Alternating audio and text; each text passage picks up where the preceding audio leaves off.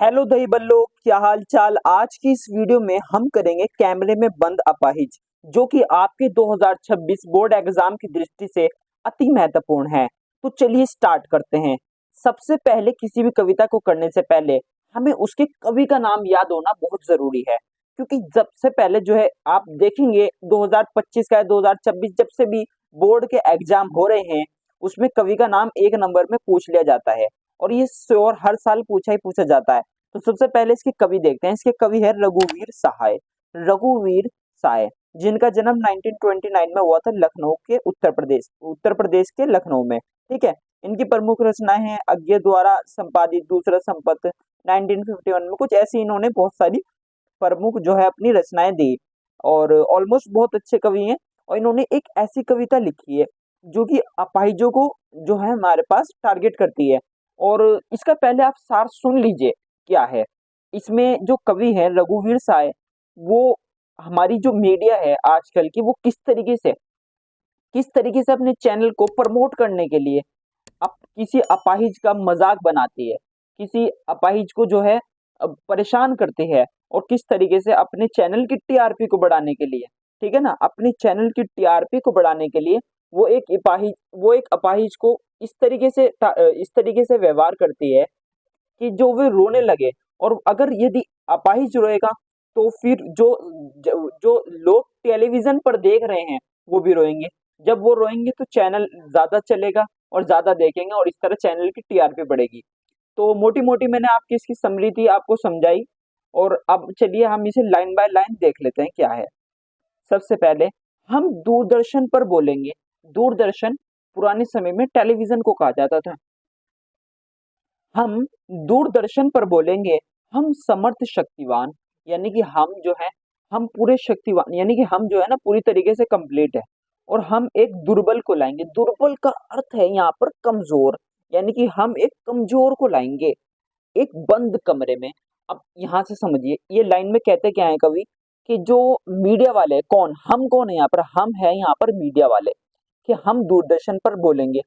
हम दूरदर्शन पर एक ऐसे व्यक्ति को लाएंगे जो दुर्बल है, कमजोर है, लेकिन हम क्या है, हम समर्थ शक्तिमान है, हम पूरी तरीके से पूर्ण रूप से सही है। ठीक है ना।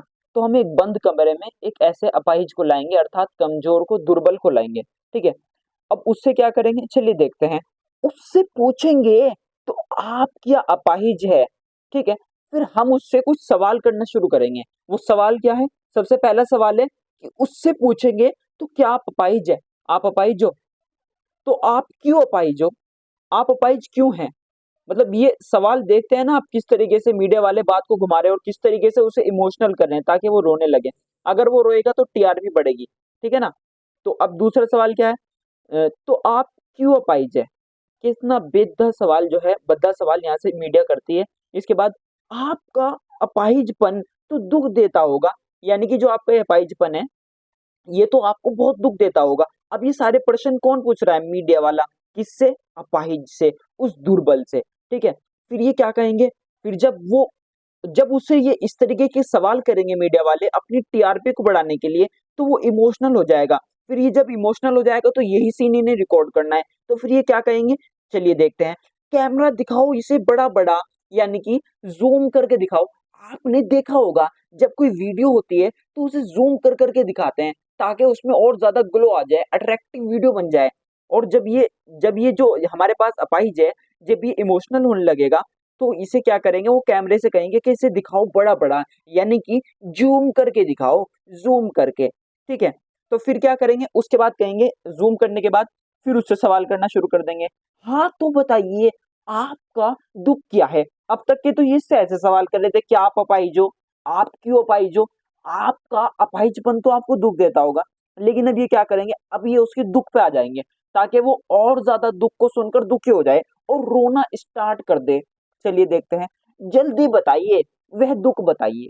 वह दुख कौन सा, जो दुख उसने अपने अंदर समा रखा है, जो उसने समाहित कर रखा है, उस दुख को पूछने की जो है यहाँ पर ये पूरी कोशिश करेंगे। लेकिन वो इतना ज्यादा इमोशनल कर देंगे उसे, ये इस तरीके के सवाल पूछ पूछ कर वो बता नहीं पाएगा। ये यहाँ पर लिखा है कवि ने कि बता नहीं पाएगा, यानी कि जो वो दुर्बल है वो बता नहीं पाएगा। फिर ये क्या करेंगे, जब वो चुप हो जाएगा तो एक जो है ना सस्पेंस क्रिएट हो जाएगा। फिर ये कहेगा, ये जो मीडिया वाले हैं फिर कहेंगे सोचिए, यानी कि गौर तवज्जो कीजिए, बताइए आपको अपाहिज होकर कैसा लगता है। जब वो इस चीज का जवाब नहीं देगा कि आपका दुख क्या है, तो ये सोचेंगे और कुछ इससे सवाल करें ताकि ये बोले और हमारी टीआरपी बढ़े। ठीक है ना।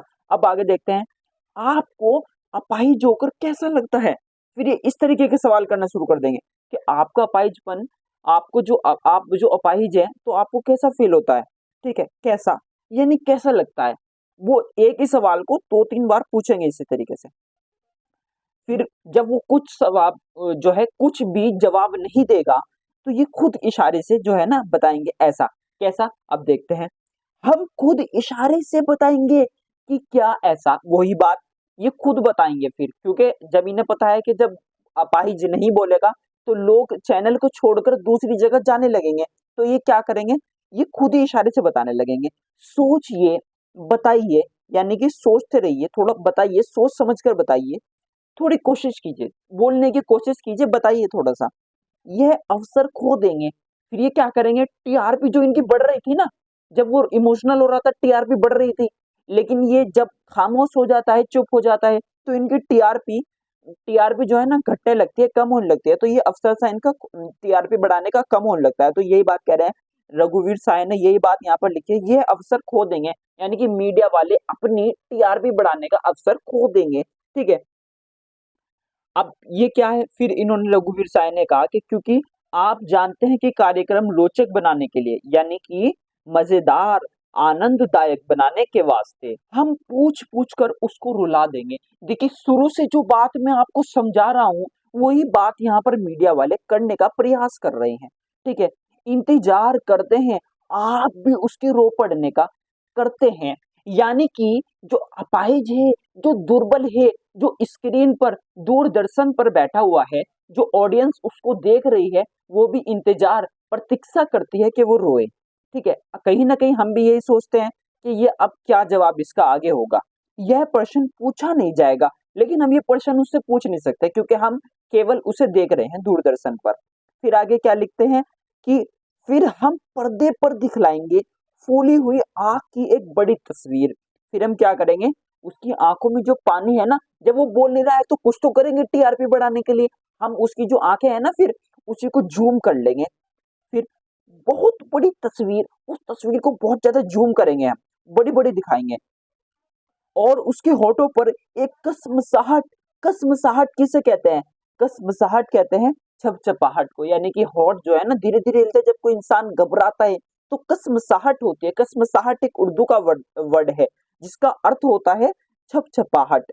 ठीक है, आशा है आप उसे उसकी अपंगता, अपंगता कहते हैं बच्चों अपाहिजपन को, अपंगता की पीड़ा मानेंगे। आप उसके, हम ये आशा करते हैं, कौन कह रहा है, मीडिया वाला, कि हम ये आशा करते हैं कि आप समझेंगे उसके अपाहिजपन को, उसकी पीड़ा को आप मानेंगे, समझेंगे। एक और कोशिश, एक और प्रयास जो है ना, एक और कोशिश दर्शक धीरज रखिए। एक और कोशिश हम करेंगे टीआरपी को बढ़ाने के लिए, उसे बुलवाने के लिए। दर्शक जो है उनसे कह रहे हैं कि ऑडियंस, दर्शक आप धीरज रखिए, थोड़ा पेशेंस रखिए, सब्र रखिए थोड़ा सा। हम दोनों एक संग रुलाने हैं, हमें दोनों एक संग रुलाने हैं। हमें जो है ना ऑडियंस और जो है वो अपाहिज दुर्बल, दोनों को एक साथ रुलाना है। यही करेंगे हम, आप और वह दोनों। कैमरा बस करो, नहीं हुआ। अब जब थक हार कर दुर्बल कुछ भी नहीं, जो दुर्बल है, जो अपाहिज है, वो कुछ भी नहीं बोलेगा क्योंकि उन्होंने इतना उसे दुखी कर दिया है, इमोशनली ब्लैकमेल कर दिया है कि वो कुछ बोलने की काबिल ही नहीं रहा। तो फिर ये चिढ़ करके, गुस्से में आकर, क्रोध में आकर कहेंगे बस करो, नहीं हुआ, रहने दो। पर्दे पर वक्त की कीमत है, और ये बहुत इंपॉर्टेंट क्वेश्चन है कि पर्दे पर वक्त की कीमत है। कई बार क्वेश्चन यही से बनता है। अब मुस्कुराएंगे हम, एक छोटी सी स्माइल हम लाएंगे। आप देख रहे थे सामाजिक उद्देश्य से युक्त कार्यक्रम, बस थोड़ी ही कसर रह गई, बस थोड़ी ही कसर रह गई, धन्यवाद। इतना कहकर कि हम ऑलमोस्ट उसे रुलाने ही वाले थे, थोड़ी सी कसर रह गई, बस वो रोया नहीं। आप हमारे चैनल को लाइक कर दीजिए, सब्सक्राइब कर दीजिए, इस तरीके से कहेंगे कि हमारी टीआरपी बढ़ जाए। बस आप देख ही रहे थे कि वो रोने ही वाला था, थोड़ी सी कसर रह गई, धन्यवाद। इतना कहकर वो अपने पर्दे को बंद कर देंगे और उसके बाद कहानी का अंत हो जाता है। अब देखिए यहाँ से कुछ इंपॉर्टेंट क्वेश्चन है जो हर बार बोर्ड की दृष्टि से पूछे जाते हैं और 2026 में आने की पूरी पूरी संभावना है। तो इसके आंसर आपको कमेंट में बताना है और अगर आप ना बता पाए तो डिस्क्रिप्शन में मैं इसके आंसर लिख के डाल दूंगा। दो क्वेश्चन बता रहा हूँ, दोनों की आने की संभावना 99.9% है। देखिए, कैमरे में बंद अपाहिज करुणा के मुखोटों में छुपी क्रूरता की कविता है, विचार कीजिए। यानी कि जो कैमरे में बंद अपाहिज कविता रघुवीर शाही ने लिखी है वो क्रूरता, यानी कि एक क्रूरता में छिपी मुखौटों में छिपी, यानी कि एक घुसैले, एक बहुत बेकार एक कविता जो यहाँ पर मीडिया इसे करती है वो क्रूरता की कविता है। इस पर आप अपने विचार लिखिए। और दूसरा है हमारे पास क्वेश्चन, पर्दे पर वक्त की कीमत है कहकर कवि ने पूरे साक्षात्कार के प्रति अपना नजरिया किस रूप में रखा है। ठीक है, ये भी आपको, इसके सबके आंसर आपको डिस्क्रिप्शन में मिल जाएंगे, आप कमेंट भी कर सकते हैं। अब एक क्वेश्चन और यहीं से ले लीजिए, हम समर्थ शक्तिवान हम एक दुर्बल को लाएंगे। ठीक है, जब कहते हैं ना यहाँ पर लाइन आती लाई आई थी एक लाइन आई थी ना कि हम समर्थ शक्तिवान, कि हम तो पूरे सही हैं, पूर्ण रूप से हम बिल्कुल स्वस्थ हैं, लेकिन हम एक दुर्बल को लाएंगे। पंक्ति के माध्यम से पंक्ति के माध्यम से कवि क्या व्यंग किया है। व्यंग का मतलब होता है यहाँ पर मजाक बनाना, किसी का उल्लास करना।